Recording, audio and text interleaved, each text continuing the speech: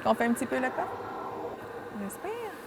Le petit Raphaël, 3 ans, est atteint d'amyotrophie spinale de type 1, une maladie génétique neurodégénérative extrêmement rare. Raphaël, il est né en bonne santé, il bougeait et tout. Et à 3 semaines de vie, notre médecin de famille l'a vu et elle était très inquiète. Donc, elle nous a envoyés à Sainte-Justine.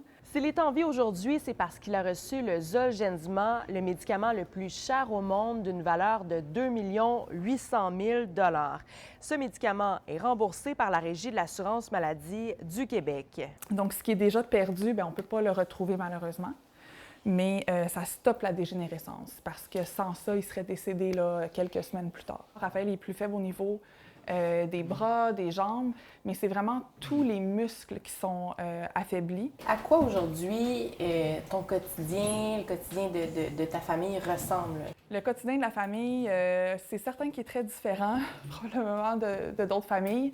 On a 2 autres enfants plus vieux. Moi, je n'ai pas pu retourner à temps plein à mon emploi. Raphaël est vu en ergothérapie, en physiothérapie à toutes les semaines. Eliane Leroux-Lafortune est ce qu'on appelle une personne proche aidante. Elles sont 1,5 million comme elle au Québec, alors que se tient la Semaine nationale des personnes proches aidantes. Tu aurais imaginé ça il y a 5 ans, par exemple? Oh mon Dieu, jamais. Moi, les enfants malades, c'était les autres qui étaient donc pas chanceux, là. Mon rôle de proche aidante, je ne l'ai pas tout de suite su que j'étais proche aidante. Moi, au départ, j'étais comme toutes les choses en même temps. Infirmière, inhalothérapeute, physiothérapeute, ergothérapeute. Le Québec est d'ailleurs la seule province au pays à reconnaître le statut de personne proche aidante.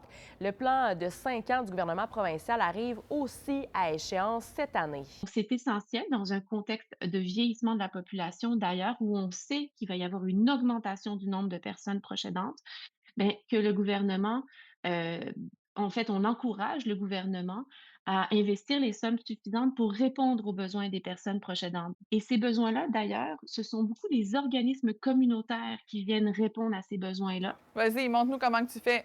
Des fois, comme proche aidant, je me rendais compte qu'avec mon fils, par exemple, chaque jeu qu'on faisait, il y avait un but thérapeutique.